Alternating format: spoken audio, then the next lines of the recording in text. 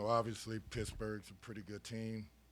They shoot the ball well. They play with a swagger. They tough. They're a great rebounding team. Felt like we started the game the first 5 minutes. They were the aggressor on the boards, which hurt us, put us on our heels, which didn't set the tone for the way we talked about we wanted the game to go.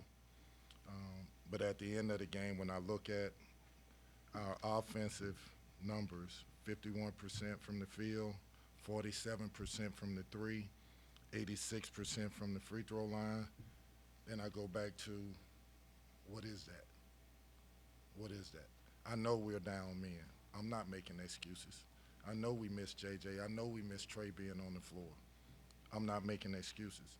But I'm saying if we shoot those numbers, if we play offense that efficiently, how are we not winning that game? And so then I go back to 18 turnovers. Then I go back to how many times did we foul a three-point shooter? Um, you know, it's the mental focus to be able to fight through and play winning basketball.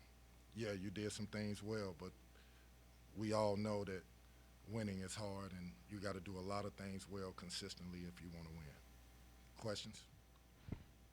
Kenny, when it comes to the 18 turnovers, it led to 28 points for them. What are you seeing with the turnovers? Are your guys a little too casual with the ball at times? That's one thing. There are plays that you have to read. This is a game of reads. So it may be a lob, it may not be a direct pass. It may be fake a pass, make a pass. We seem to be throwing the ball across our body. We seem to be making direct passes when we should be making lob passes. We seem to be making bounce passes across on the perimeter when we should be making and dribbling over and making direct passes. Those little things come back and burn you when you're playing a good team. And look, some of this is also inexperience. But at the end of the day, we work on it, we talk about it, we teach it. They got to grasp it. Yesterday, you said that a big key for this game was going to be contesting shots, and you mentioned, fouling on a lot of those threes. But I'm just wondering what you saw in terms of a defensive effort, and just grading the players in that regard today. I thought in spurts we were good. I thought they felt us for a majority of the game. But I also thought what we gave up, being in the zone, being the bottom man in the zone and the ball's on the opposite side, you have to sprint out and know that Henson is going to shoot that ball whether you're there or not. So you better hard contest without fouling him. Kenny, last year against Pitt, I think in both meetings you talked a little bit about letting go of the rope with that group. Did you see any signs of that today from what you saw from guys out there? No, I did not see them let go of the rope. Actually, I thought they fought pretty hard. I thought we didn't play very smart. I thought that, when you're playing offense and you know, you catch the ball and you want to process the game after you catch the ball, then you're too late. So a guy comes off a ball screen, and instead of attacking, he backs up and he's dribbling to see what's open. That's too late. You got to know that you got to make that play before that ball hits your hand and what's there, and you attack it right away. We didn't do that. Sorry. Kenny, just your thoughts on Pitt's two freshman guards that started today? They didn't play like freshmen. They were poised. They were under control. They took what the defense gave them. They put pressure on us. They competed defensively. They were good. They were very good. Kenny, as far as with Caleb Glenn, got a lot of minutes, +5 on the group today. Just thoughts on his performance, and also, especially because you're shorthanded, do you see his minutes maybe even increasing along the way? Of course. Look, I just told the kid, I'm proud of you. You made a lot of mistakes, but if you play hard, I can live with your mistakes. You play aggressive, you play with confidence, I can live with your mistakes. At the end of the day, I'm looking at him and D-Lo and saying, all right, can you guys step on the court and look like you're confident in what you're doing? Don't look unsure. You're going to make mistakes. You can't play this game without making mistakes. But if you look like you're confident in what you're doing and you're aggressive, you can survive a battle. Kenny, Mike James had two really good spurts. Were you running plays for him, or what was going on during that time? We found him a couple times. One time we ran a play, he came off wide open. We went back to it, he came off open again. I think the last time, one of the guards, I think Tyler or Sky, saw him and found him the third time and talked about we should run something to get the ball to Mike. Kenny, from a personnel standpoint, this isn't kind of the team you expect to be coaching at this point.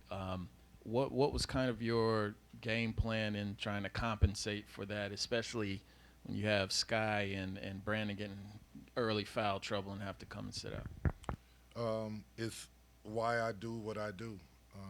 And what I mean by that is why I tell every player, if you got a jersey on your back, you better be ready. It's why I'm saying I don't believe that players should feel like they're walk-ons. Whether it's my son, whether it's Aiden, whether it's Hersey, you better be ready. You got a jersey on your back that says Louisville. You better be ready. You better be ready in practice. You got to do everything every other player does. Be ready. I believe in you. When you get on that court, it may be under distress where we have to play you multiple longer minutes. You better be ready.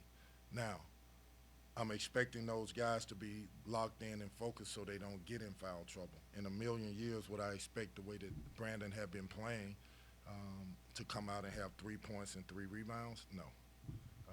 I need more from him. I need more leadership from him. I need more fight from him. So it is what it is in that regard, but we have to always have a mentality of next man up. The last thing in reference to that, J.J. Traynor. What J.J. did to come back and be ready to play, he should be commended on. He worked every day, 2-3 times a day to get back healthy. Yesterday in practice, he got bumped the wrong way, had the re-injury of the shoulder. Devastating to this program, devastating to this team, but he did everything in his power to get back and help us win games, and I commend him for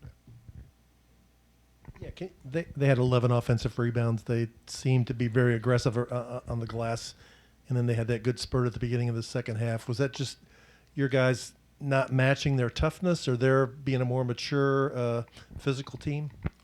I would say, they scored 2 or 3 baskets in a row off the same play, which was the bottom guy has to read you got 2 people.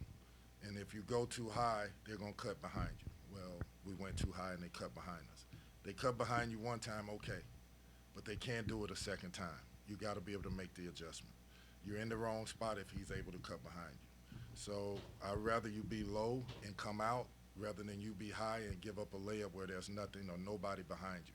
So, look, a lot of this, in my notes, I got self-imposed damages.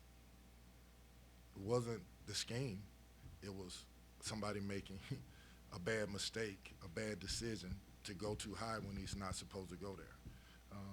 I got in my notes rebounding. We know that this is one of the best rebounding teams in the conference. We know that they're going to crash the board. We have to hit first or get hit. Got in my notes turnovers. Make sure that we don't turn the ball over, take care of the basketball. Got in my notes don't get bad fouls and put them on the free throw line. Well, we did that. Given your personnel situation, is there any point in adding walk-ons at this point, or is it too late in the year to do that? Good question. I hadn't thought about it. I just found out, JJ yesterday. So we're just trying to digest how we fix it, how we get guys to play better. If you got a great walk-on, send him my way. I need players. I'm with JJ's injury. Do you foresee that something to where he can try to get a medical red shirt to gain an extra year? I don't know that answer. I really don't.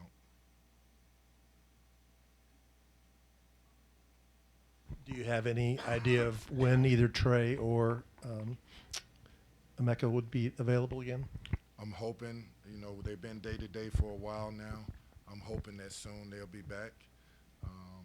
I just put a little pressure on them, told them that if you're injured and you're hurt, you should be getting treatment 4 or 5 times a day. We need you. You're vital to this team, and we need every player to do what they have to do to get back on that court. Yeah, Kenny, when you reference the self-imposed damages that you see on the court, what role do you think at all that preparation or coaching plays in any of that from you guys?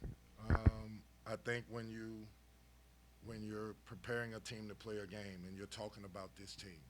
So we talk about when we're in the zone, because obviously we can't just play one defense against good offensive teams. Then you have to talk about what could happen if you do this, if you do that. If they run this play, this is what we're doing. So we watched last year's game, and we saw that they ran a wheel action against our zone. Well, to go to the point of 2 backdoor cuts, we talked about that. We went over it. At the end of the day, self-imposed, I talked about it ad nauseum. He didn't get it. The player didn't make the adjustment. It's still my fault. So I'm good with that. I can live with it. I'm going to do the same thing next game. And I'm going to do all the preparation, and I'm still going to take the blame. In this business, all the wins, kids. All the losses, me. That's what this business is.